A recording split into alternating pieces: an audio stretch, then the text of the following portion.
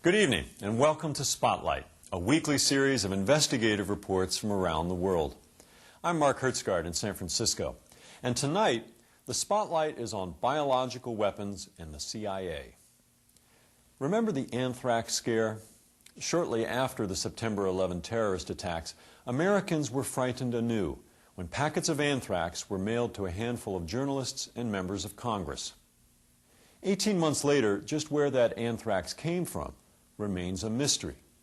But the most likely source, say investigators, is the U.S. government itself. The American military's work in this field began during World War II in response to Nazi Germany's pursuit of biological weapons. After the war, the U.S. effort expanded to include experiments with LSD. Years before it became part of the 60s counterculture, LSD was being administered by the CIA, not only to loosen the lips of prisoners under interrogation, but to test the battlefield reactions of unsuspecting American soldiers. Tonight's film tells the story of a CIA agent who helped run these covert programs and may have been murdered because of it. In 1953, Frank Olson plunged to his death from a 13th floor hotel window in New York City. The CIA man who was in the room with Olson said he jumped. An autopsy demanded 40 years later by Olson's son concluded he was pushed. I'll be back afterwards with an update. For now, here is codename Artichoke. Frederick, Maryland. More than 40 years after his death, the body of former CIA scientist Dr. Frank Olson has been exhumed. Olson's son Eric is convinced his father was murdered by agents of the American government because he wanted to leave the CIA. Dr. Frank Olson was an expert for anthrax and other biological weapons and had top security clearance. Forensic pathologists at George Washington University performed an autopsy and concluded that Olson probably was the victim of a violent crime.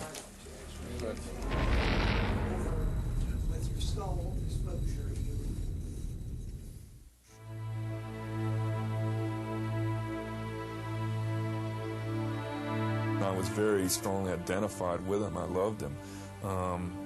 And I'm sure that's why, in the end I came to, take on this task of trying to figure out what had become of him.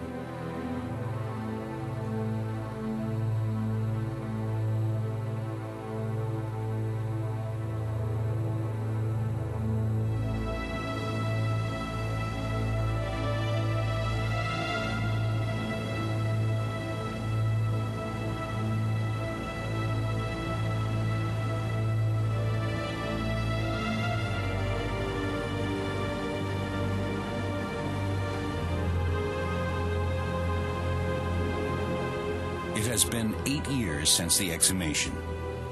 Eric Olson is still searching for the reasons behind his father's death in November of 1953. Eric was 9 years old at the time. It's a quest he inherited as the oldest of 3 children, to solve the mystery of their father's death.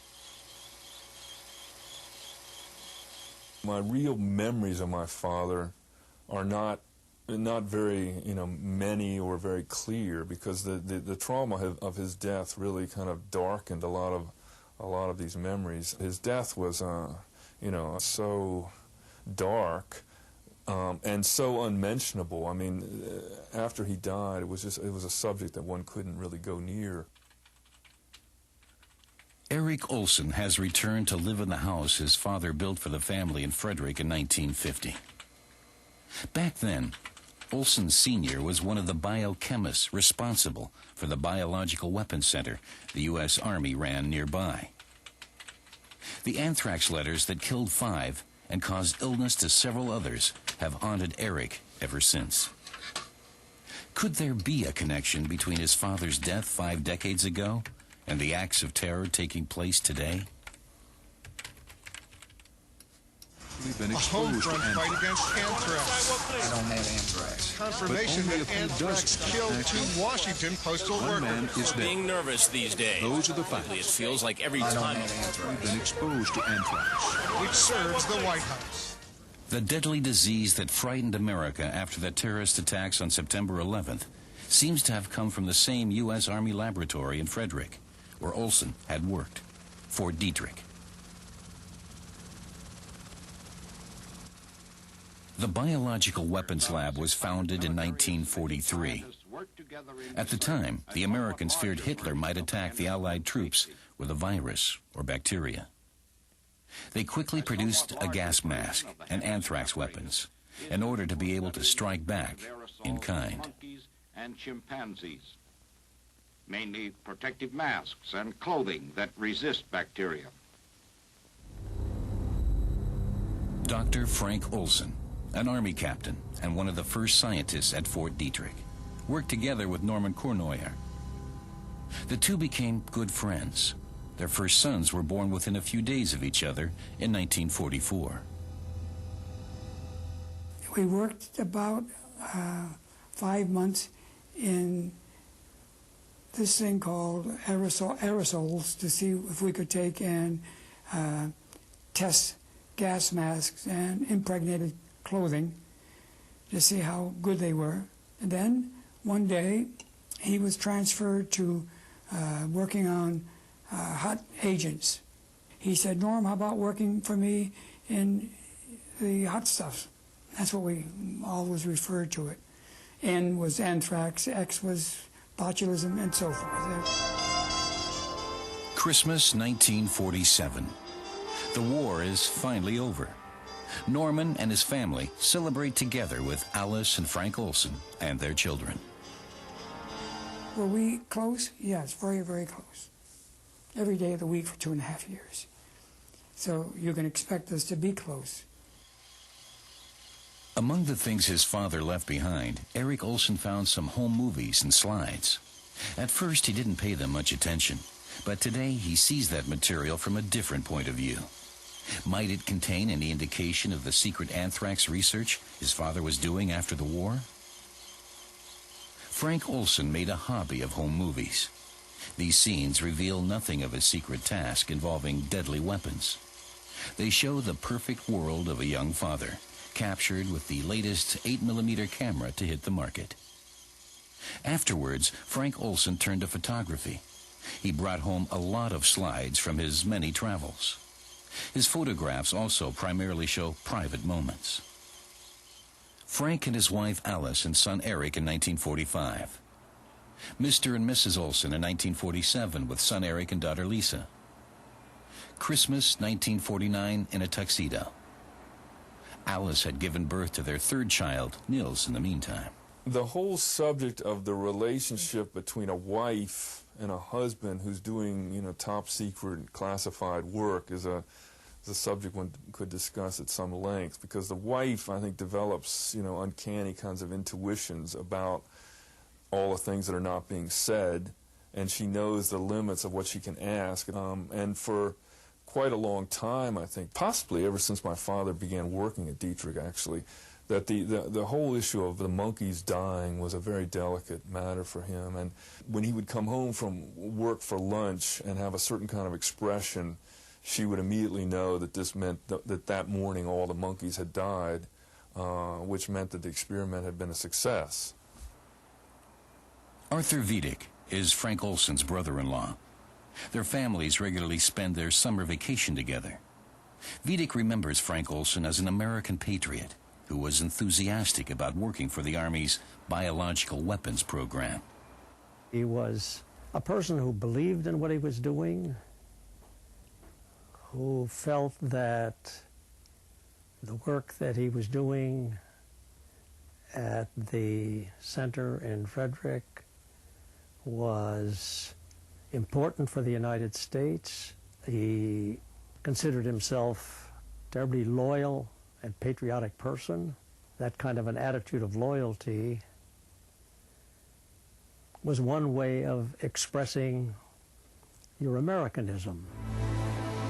Dr. Frank Olson had worked for the U.S. Army's Biological Weapons Laboratory for exactly 10 years when he died in New York in the wee hours of November 28, 1953. He spent the night at the Hotel Pennsylvania, along with a CIA agent who was there to guard him. That night, Frank Olson plunged to his death from his room on the hotel's 13th floor. It was said through a closed window.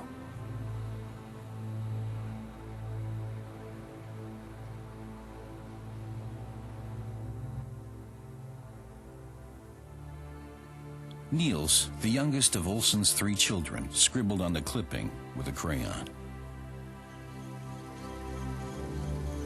I was simply told that, your father has had an accident and he's died.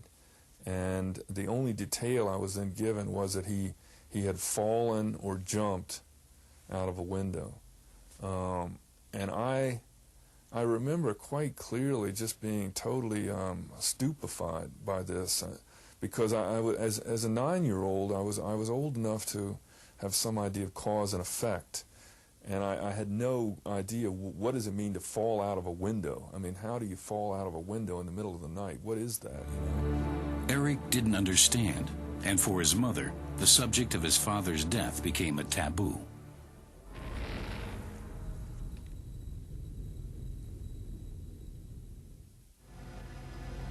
The search for the circumstances surrounding the mysterious death of Dr. Frank Olson begins in 1945 with the liberation of the concentration camp at Dachau, Germany. American troops discovered the corpses of hundreds of prisoners who had been murdered or starved to death.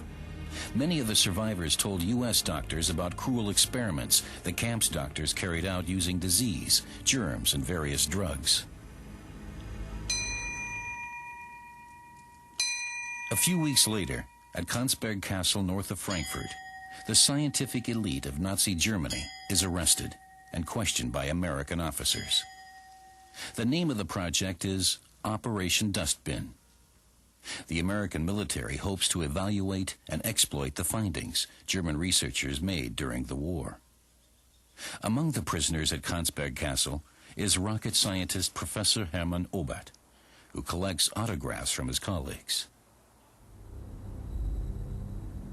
Some of the leading scientific experts in Nazi Germany had been involved in biological warfare, testing the effects of deadly germs on human beings in Dachau and other concentration camps. One of them was Professor Kurt Blume. Blume was the Third Reich's Deputy Surgeon General and the man behind German research into biological weapons. Blume will be among those charged in the case against concentration camp doctors brought before the military tribunal in Nuremberg. He will face the death penalty. In spite of the fact that there is enough evidence against him, Kurt Blume will be acquitted in Nuremberg. The Americans have other plans for him.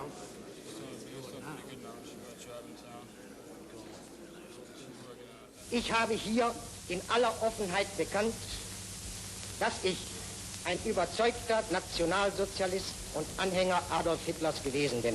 We were interested in anyone who did work in biological warfare. Now, did they want to use that, the Nazis? Yes, absolutely. They wanted to use anything that would kill people. Anything. The Americans save Kurt Blume, seen here on the left, from death by hanging. In turn, he provides them with information about the Nazi biological weapons program. One of the specialists interrogating Blume is Donald Falconer, a friend and colleague of Frank Olson. Falconer is responsible for developing anthrax bombs. Today, more than 50 years later, Donald Falconer lives in a convalescent home not far from Friedrich. We had quite a number of meetings. Maybe he came in a lesser... Eric Olson had visited Falconer several times, hoping his father's old friend might one day confide a crucial secret in him. But Falconer refuses to say anything, feeling bound by his military oath, and he doesn't want to be interviewed.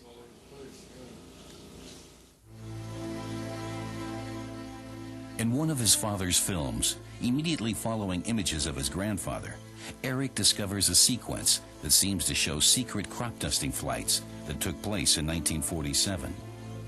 Using the findings of Blume and other Nazi scientists, the Americans experimented with artificial diseases capable of destroying crops. After this short clip, more family pictures of the children. Meanwhile, in Fort Detrick, a massive arms program is taking place with bacteriological weapons, primarily anthrax spores, which have proven to be highly resistant and therefore suitable for biological warfare. Anthrax is cultivated in this building, then placed in bombs. The Americans are concerned about the Soviets' biological arsenal. If the Cold War should ever turn hot, deadly bacteria might be used as weapons. The Army demands ample weapons at the ready. Frank Olson often accompanies the Air Force to test germ warfare in the field, for example on the Caribbean island of Antigua. These tests are carried out to monitor the spread of diseases under realistic conditions.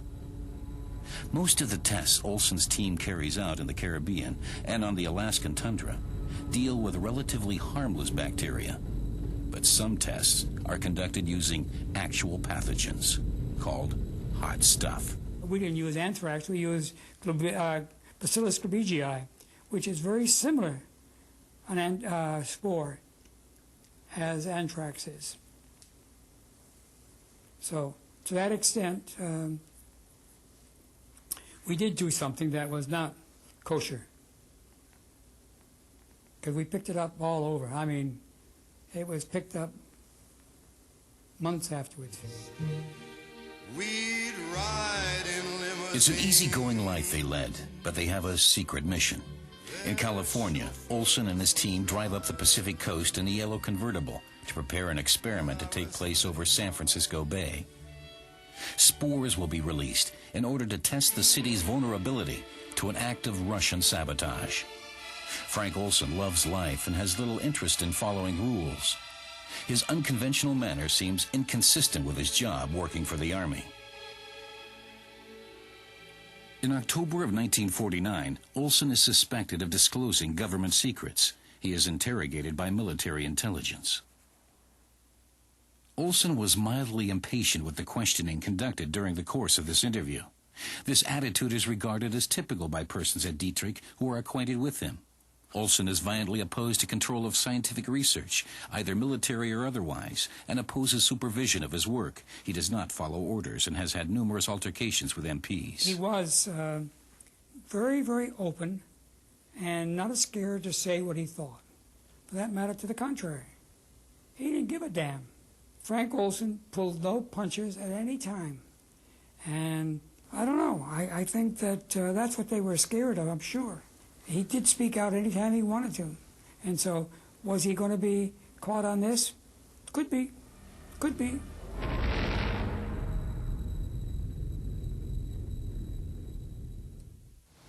As the scientist responsible for biological warfare experiments, Frank Olson was among the most important holders of confidential information during the Cold War.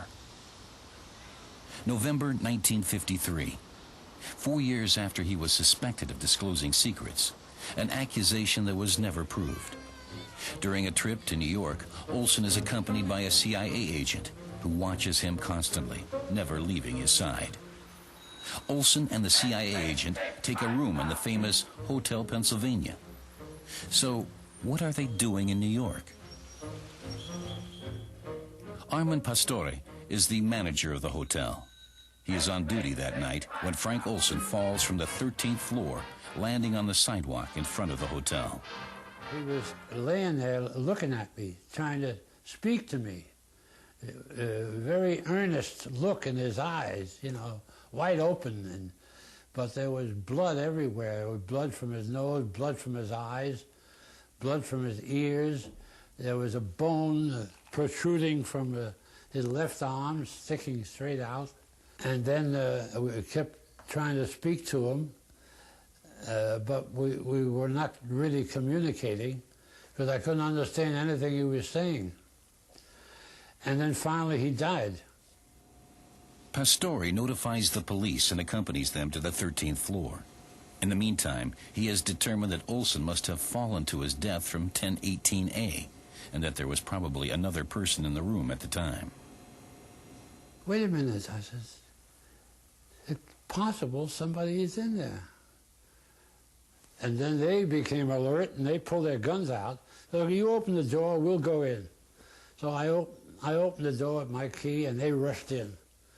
And here this guy was sitting in the commode with his hands on his knees, his head up, hands up to his head.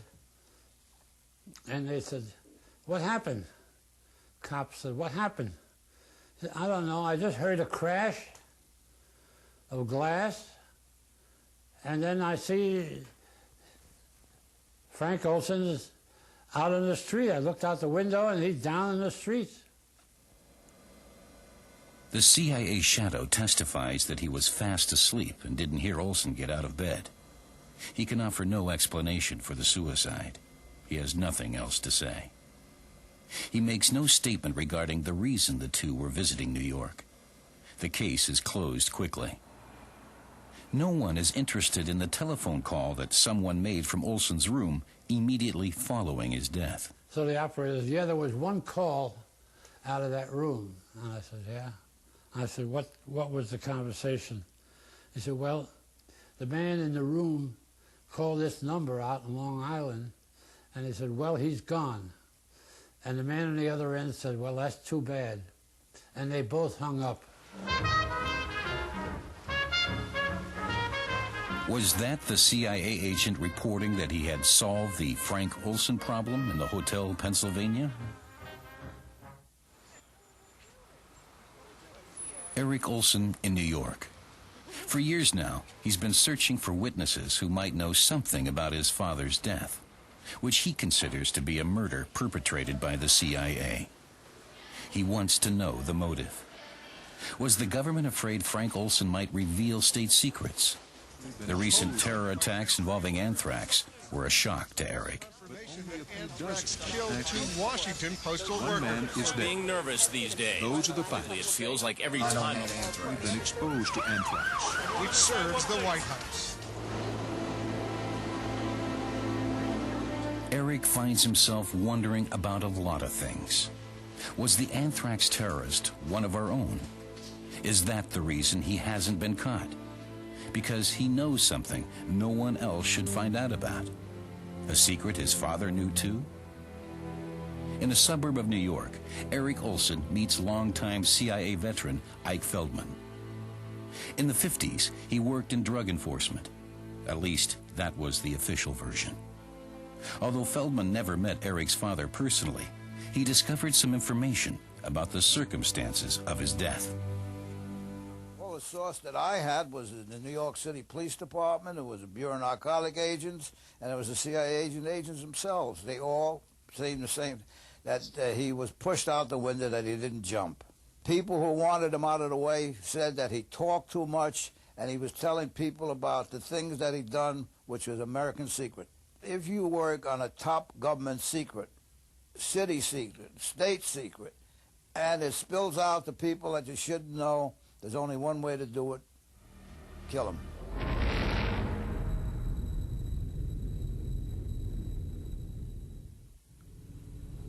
In April of 1950, Dr. Frank Olson received a diplomatic passport, unusual for an Army scientist. Did he have a new job? In the following years, he traveled often to Europe, including making several trips to Germany. Well, he was a member of the CIA.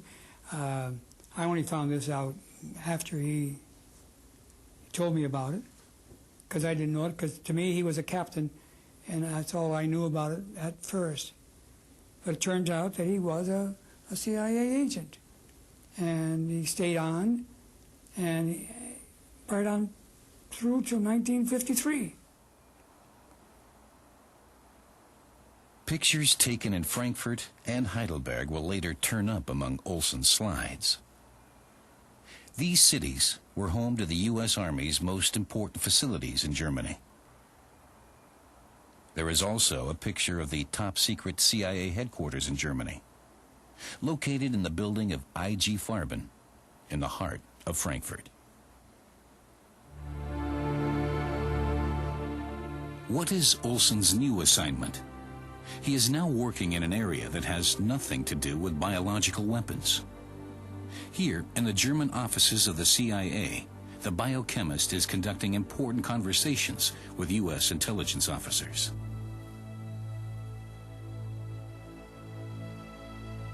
Increasingly, he can be found in the company of other CIA agents, including a certain John McNulty. It has to do with a top-secret project to use chemicals, drugs, and torture on human beings in order to break their will and make them submissive. Brainwashing. The code name for this operation? Artichoke. The team would enjoy the opportunity of applying artichoke techniques to individuals of dubious loyalty, suspected agents or plants, and subjects having known reasons for deception.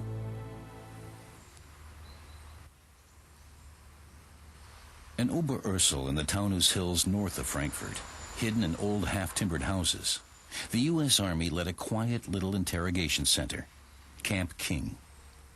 It was primarily Soviet agents and defectors from East Germany who were kept here, people the CIA considered to be communist spies. Special teams, the so-called rough boys, interrogated the prisoners. Former SS member Franz Gaidosch was hired just after the war by the Americans to tend the bar in the officers' mess at Camp King. Sometime in the year of 1952, in the top-secret interrogation center, Gaidosch runs across another German, Professor Kurt Blume. For a long time, Blume was a doctor at Camp King. He also ran the clinic. He was a protege of the Americans and had been a concentration camp doctor. He conducted experiments. The American officers who lived the good life at Camp King aren't disturbed about Blume's past. Was the former concentration camp doctor expected to lend his experience for their own planned experiments on human beings? A CIA consultant began planning the Artichoke experiments as early as September of 1951.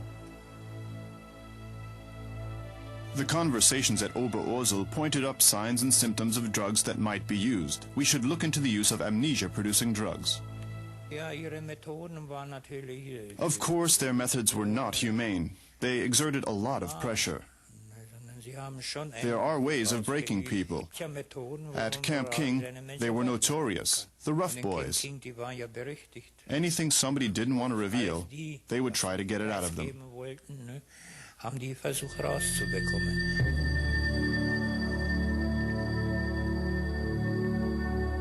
There are many indications that the cruel experiments involving human beings, Operation Artichoke, took place in this isolated CIA safe house near Camp King at the edge of a town called Kronberg.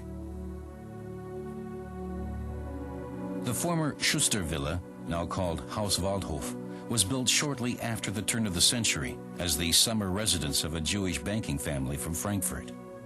The Nazis confiscated it in 1934, and the Americans took it over after the war.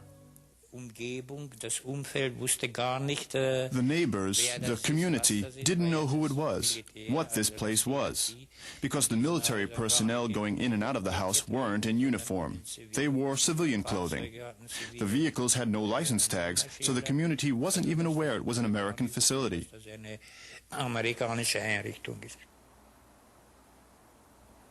At Haus Waldhof, in June 1952, the CIA begins conducting brainwashing experiments using various drugs, hypnosis, and probably torture. One of the top secret protocols documents a Russian agent being pumped full of medication.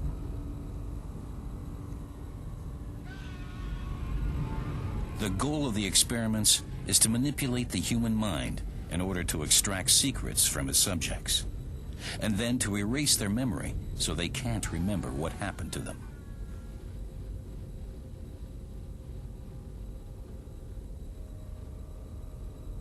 Dr. Frank Olson arrived in Frankfurt on June 12, 1952, from Hendon Military Airport near London. He left the Rhine mine region 3 days later, on June 15th. On June 13th, experiments are conducted with patient number 2, a suspected Soviet double agent. He was trouble after he came back from Germany one time. He came back and he told me, he said, Norm, I'll tell you right now, you and I never talked about this, but hey, you know, we're both grown-ups, and this was rough. He said, Norm, you would be stunned by the techniques that they used. They made people talk. They brainwashed people. They used all kinds of drugs, all kinds of torture. The CIA's unscrupulous experiments on human beings continued the Nazi drug experiments they learned of during the liberation of the Dachau concentration camp. They were using Nazis. They were using prisoners. They were using Russians. And they didn't care whether or not they came out of it or not.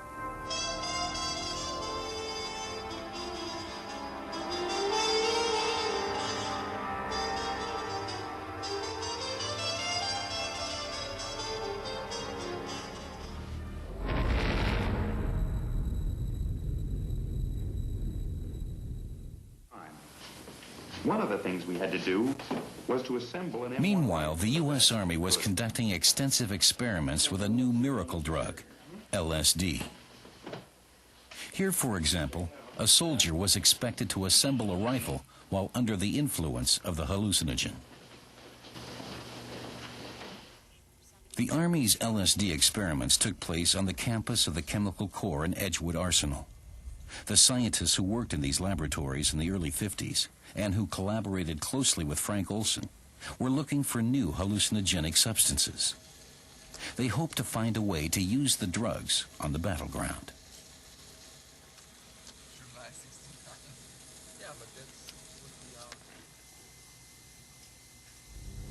A chemist from former Nazi Germany, Dr. Fritz Hoffmann, had been hired a few years earlier to spur the search for new behavior-modifying substances. Immediately after the war, he courted the Americans, seeking to ensure a job in the United States. There was an interest in the U.S. during that time in looking at mood-altering drugs, from LSD to conucleomethyldimensolate and other possible mood-altering drugs. Fritz was interested in that area as well. Several weeks later, on a windy...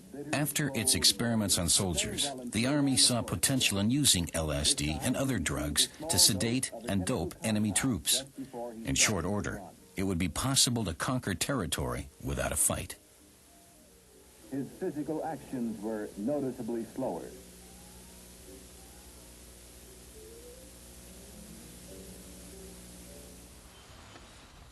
A short time later, the CIA begins conducting its own LSD experiments in the bohemian New York neighborhood of Greenwich Village on Bedford Street.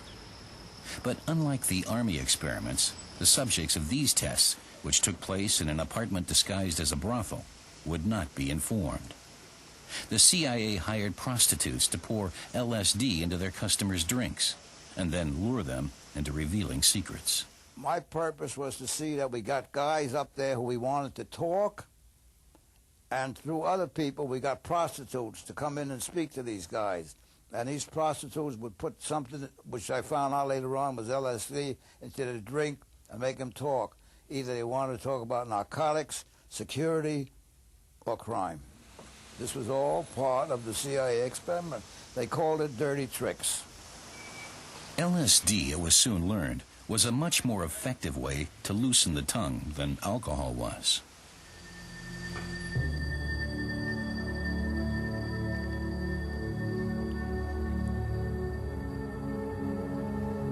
Deep Creek Lake in western Maryland, a 3-hour drive from Washington.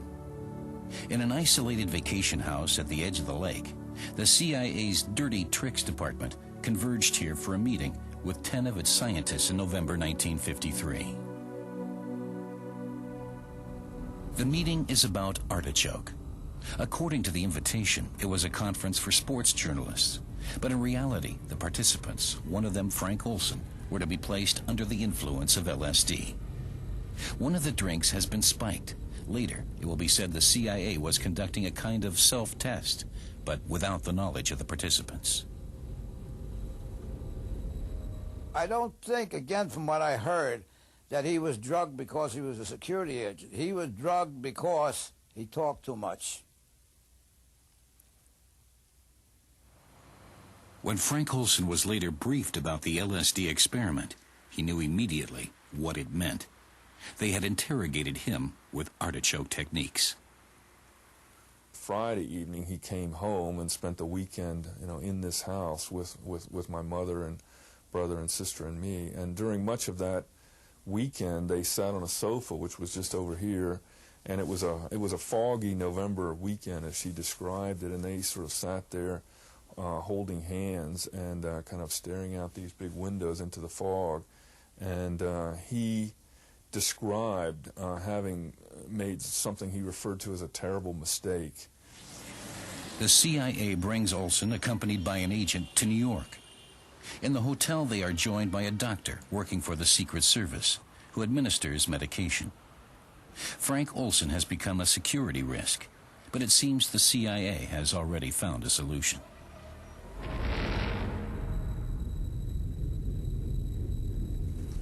They're there, but 40 years later, at the Institute for Forensic Medicine at George Washington University, the body of Dr. Frank Olson has been exhumed and is undergoing an autopsy. Eric wants clarity once and for all. And as it turns out, the results of the first autopsy in 1953 in New York were manipulated.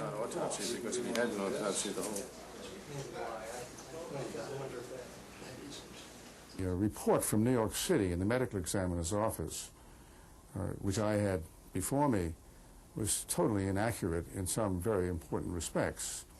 It talked about lacerations, cuts of the flesh that in all probability might have been caused by glass in the course of his fall. There were no lacerations. They were not there, totally non-existent. We also noticed immediately that he had a hemorrhage, which we call a hematoma.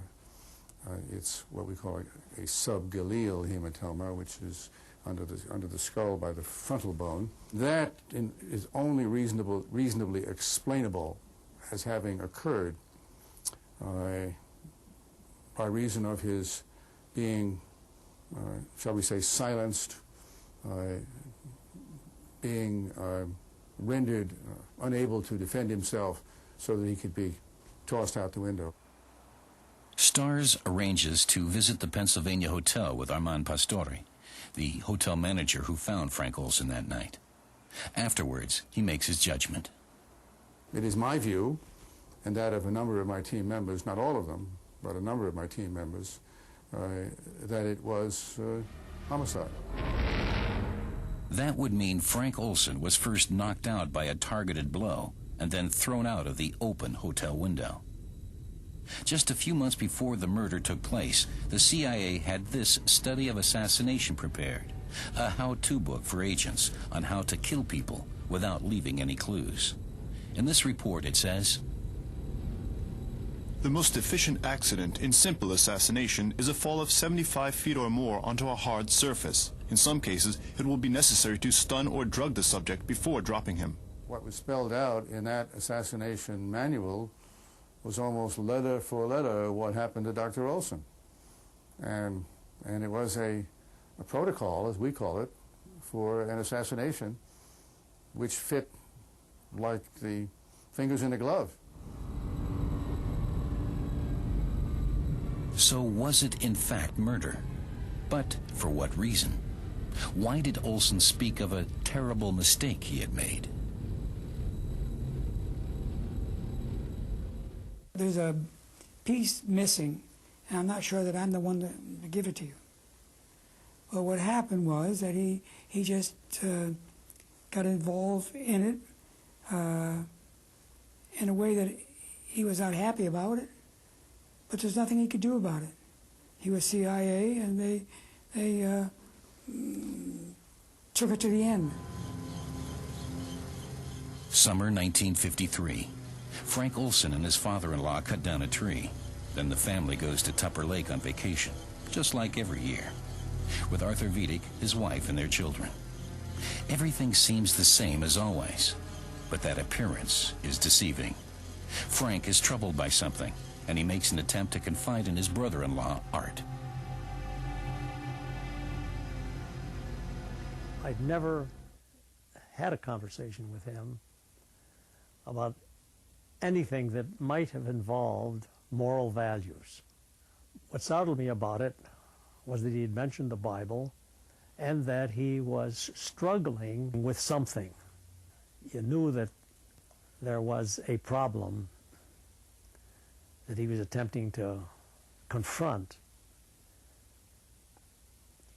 But what that problem was, I didn't know. I can visualize his face, actually. It was drawn in a way I'd never seen him before. While the family enjoys summertime at the lake, Frank retreats into his own world. My mother also recalled that my father was short-tempered during that last summer, and that she knew that he had been going through some kind of crisis. I mean, she knew he hadn't been sleeping well, and she knew he wasn't really at peace. He had been agitated and worried about something, and had, from time to time discussed leaving Dietrich, leaving his job and retraining himself as a dentist. And she had encouraged him to do this, if that's what he wanted to do. In Asia at the time, a bitter war was going on between Allied U.S. troops against the North Koreans and Chinese. It had already been going on for 3 years. It was the first long-awaited and long-feared battle between the West and communism. Could the Korean War have anything to do with Frank's personal problems?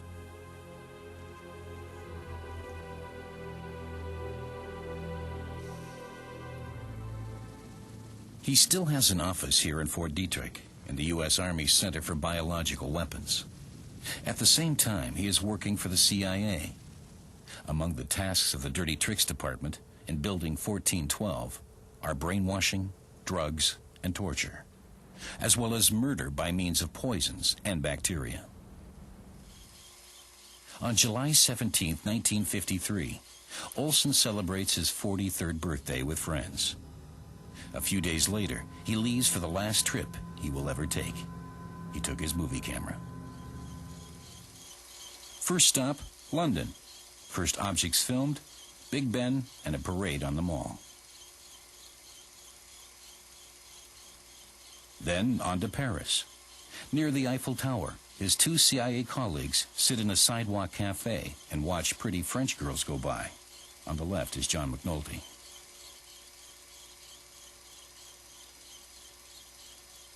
Paris, London, Stockholm. Frank will later write on the packaging. His son Eric is seeing his father's last film for the first time in his memory. Then, suddenly, a picture of the ruins of the Reichstag and Brandenburg Gate. The Soviet memorial for the victims of the Second World War. So Frank Olson was also in Berlin early in August 1953. In Zehlendorf, he photographs the headquarters of the American Army. Is Frank Olson on a secret Artichoke mission? Several top-level communist agents were being interrogated in Berlin at the time. It was a time of intense political and military tension in the divided city, just weeks after the civilian uprising in the Soviet sector. At the Army headquarters in Berlin, Olson apparently witnessed brutal interrogation methods.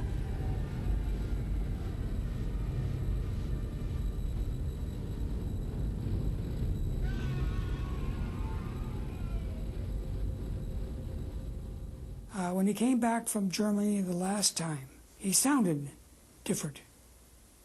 When he talked to me, he said, I can probably tell you things that I can't tell other people because you're still in top secret material, but the people that he saw in Germany went to the extreme.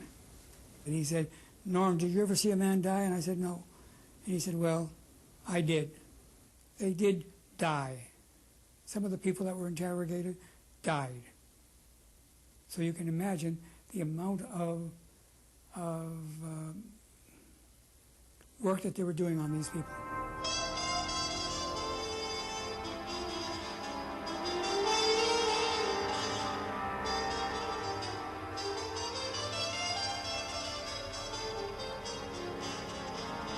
He said that he was going to leave. He told me that. He says, I'm getting out of that CIA, period. In Korea, it's just a matter of days before the first American prisoners of war will be released. Some of them will face charges of high treason because they accuse their own country of conducting biological warfare. When my son asked me what I did in Korea, how can I tell him that I came over here and dropped germ bombs on people, destroying and bringing death and destruction?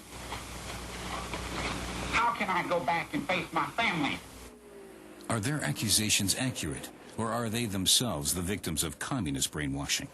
One thing is for certain, back home in freedom, the soldiers making these confessions will be interrogated again, using drugs and torture by their own people. All hands agreed that among the returning POWs from Korea, the hardcore group and those who had been successfully indoctrinated were excellent subjects for Artichoke work. The American soldiers who claimed to have committed biological warfare were apparently manipulated using Artichoke techniques. This is documented in CIA papers, and indeed, all discredited their confessions.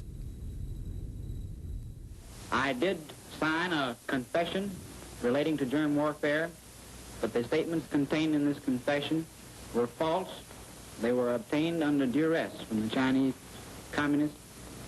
And by making these statements, I deliberately attempted to put in as much as was false and ridiculous as I could possibly get away with.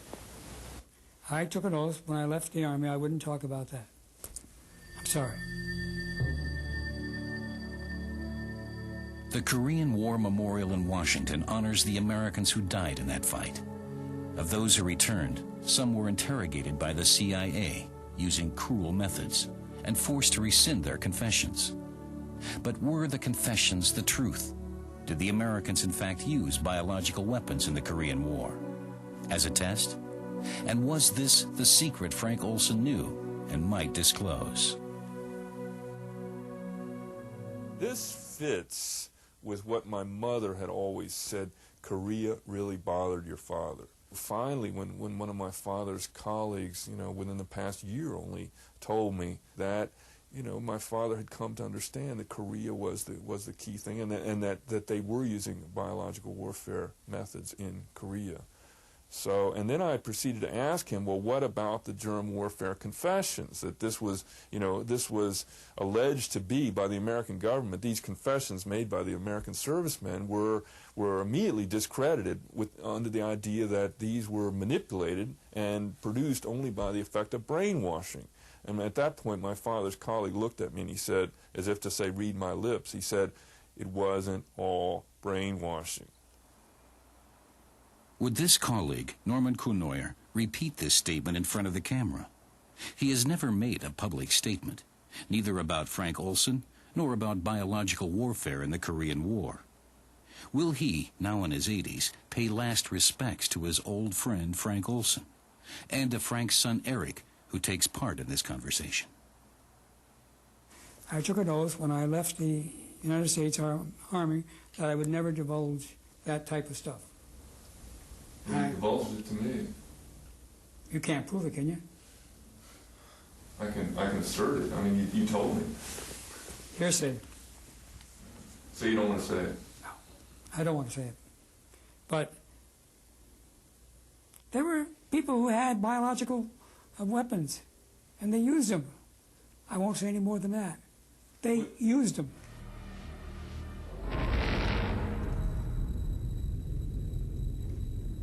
Was there a reason for your dad being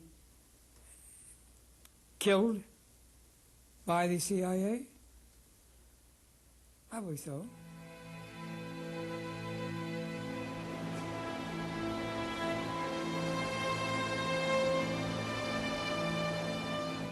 Around Frederick, Maryland, where Frank Olson lived while working for both the U.S. Army's secret biological warfare program and the CIA, the FBI is still looking for the anthrax terrorist. For months, the largest investigation in the history of American criminal justice has been underway. Should the perpetrator be accused and the case come to court, the government in Washington might be forced to reveal what Eric Olson believes is top secret information about illegal research on biological weapons, about the use of anthrax in the Korean War, and about his father's murder.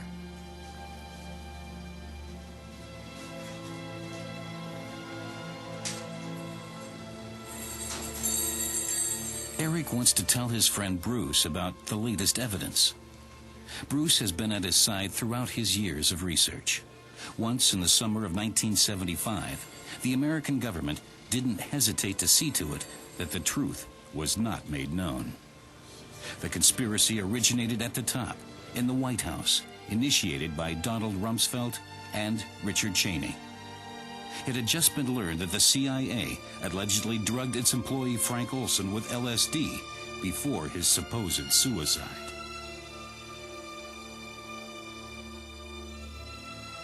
Rumsfeld and Cheney, heads of the White House Chiefs of Staff, at the time recommended to President Gerald Ford that he apologize to the family in the name of the government and to support retribution in order to prevent worse things from happening. That's the content of this White House memo. There is the possibility that it might be necessary to disclose highly classified national security information in connection with any court suit or legislative hearings.